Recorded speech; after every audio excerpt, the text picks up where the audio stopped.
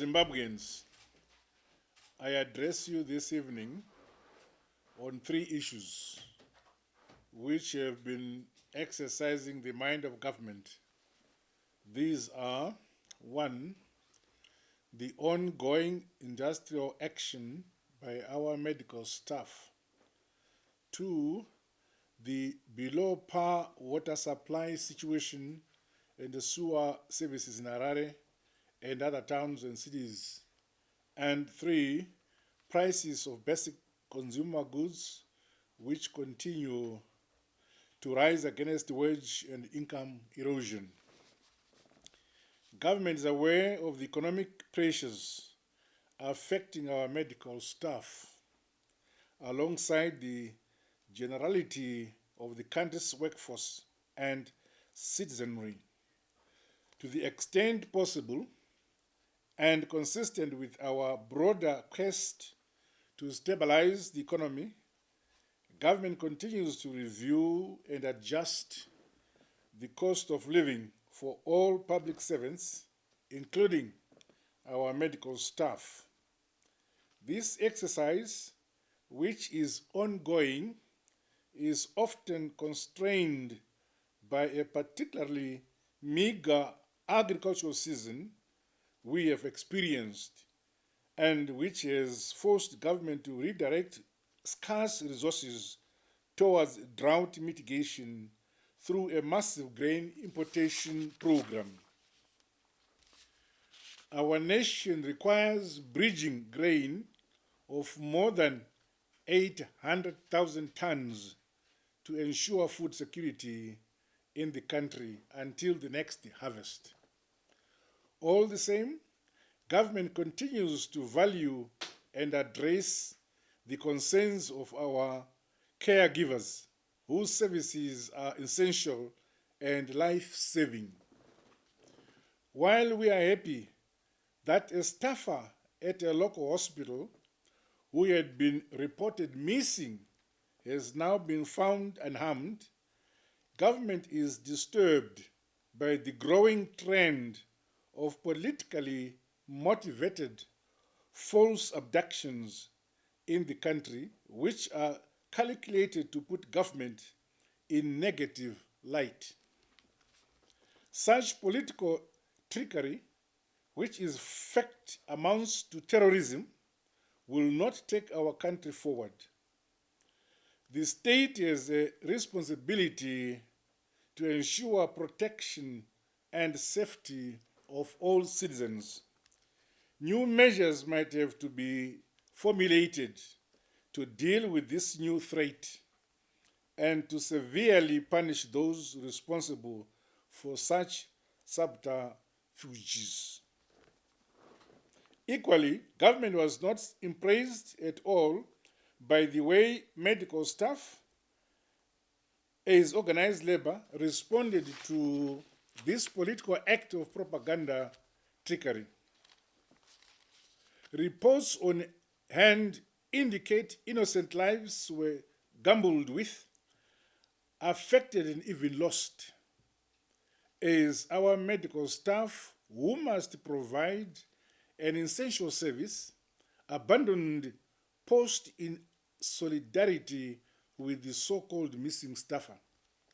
While the missing person has been found, precious lives already harmed or lost are either permanently incapacitated or lost forever.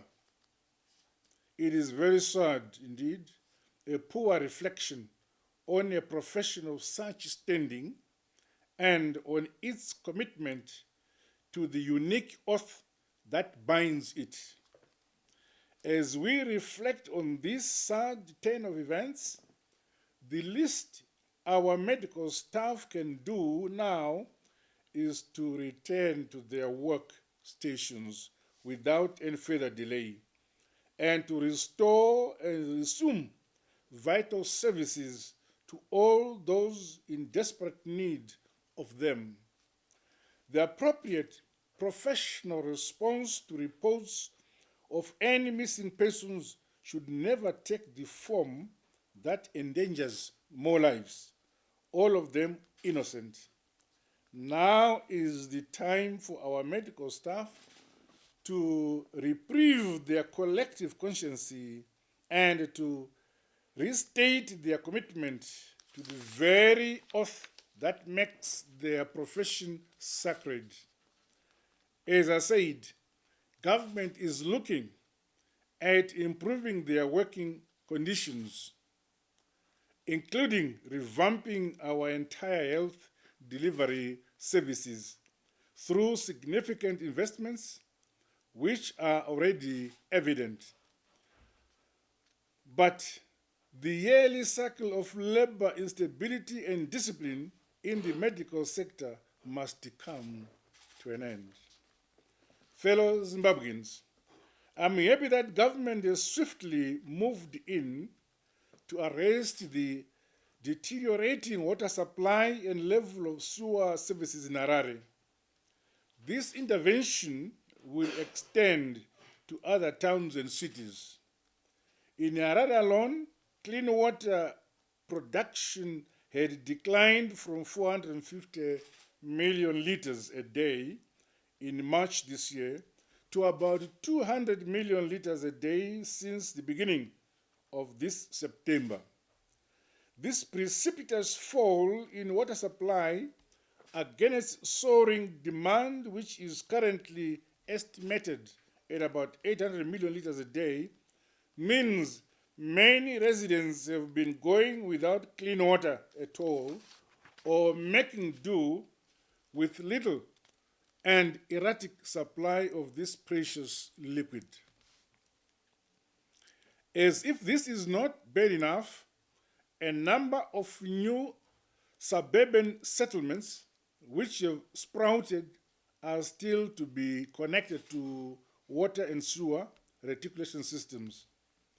We thus run the risk of fresh outbreaks of waterborne diseases like cholera and typhoid, more so against the raging drought situation we find ourselves in as a country.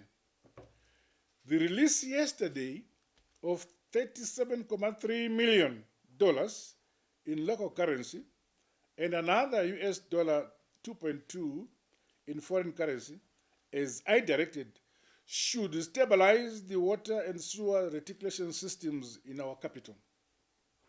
Central government, through the relevant ministry, must immediately move in to support our municipal authorities in order to bring the situation under control before the start of the rainy season.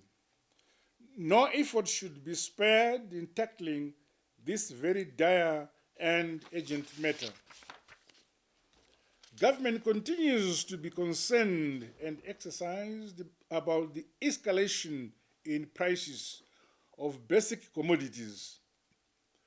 While we concede that the new monetary measures and the drought may have contributed to current price movements, we do not believe such movements are justified in all cases. We have observed with increasing concern a tendency within the business sector to randomly increase prices without reason or cause, except that of greedy profiteering. The whole situation becomes completely unjustified and untenable when only prices of basic commodities continue to escalate against static or even declining wages. Surely, a generalized price escalation should and must have a bearing on wage levels in the economy. We urge our business community to show leadership by taking business decisions which are professional, ethical, and even compassionate. They must act in a manner consistent with the broader goal of economic recovery, tripartism, and sustainable long-term macroeconomic stability. Soon, I shall be calling for a meeting with the business community So we agree on clear ground rules which ensure that fair play in the market is achieved. It is not the intention of government to interfere with the operation of businesses. However, where clear failures and/or imperfections become evident and rampant in the market, the end of government will inevitably show. To avoid this, I urge our business community to demonstrate leadership, empathy, and patriotism while recovery takes root. As I address you tonight, the preliminary weather forecast is now out. We are likely to enjoy normal to above normal rains in the first 3 months of October, November, and December of the season. Thereafter, from January, February up to March, the forecast points to a normal to below normal rainfall pattern. Our farmers should be guided by this so they plan and grow their crops within the forecast. As before, government will support our farmers with inputs and other services in time. The goal is for speedy recovery so our country regains its food secure status. In the meantime, I urge all farmers, big and small, to put shoulder to wheel so we take full advantage of the early rains. Later today, I shall be leaving for the United States of America, where Zimbabwe will join other nations of the world at this year's session of the United Nations General Assembly. For us, we have a particular interest in discussions around climate change and sustainable development goals. Our country, alongside the 3 others in our region, was this last March hit by a deadly cyclone which claimed many lives, which displaced many of our people and damaged a lot of our infrastructure. We are still grappling with the after effects of Cyclone Idai, as indeed we continue to reel from effects of a climate change-induced severe drought. Even though Zimbabwe's contribution to emissions of gases that damage our ozone layer is negligible, its exposure to climate change-related crises is horrendous. We thus have a direct interest in discussions and decisions which nations of the world take on this very matter, which blight our prospects and retard the attainment of SDGs. Alongside Africa and the progressive world, we will continue to use the United Nations platform to speak against illegal sanctions imposed against our country by the West. As I leave for New York, Zimbabwe is heartened by the recent decision of SADC declaring 25th October as the Day of Action against illegal sanctions. We in Zimbabwe, who are on the receiving end of these illegal sanctions, should speak the loudest and campaign the hardest against them. May God continue to bless our nation.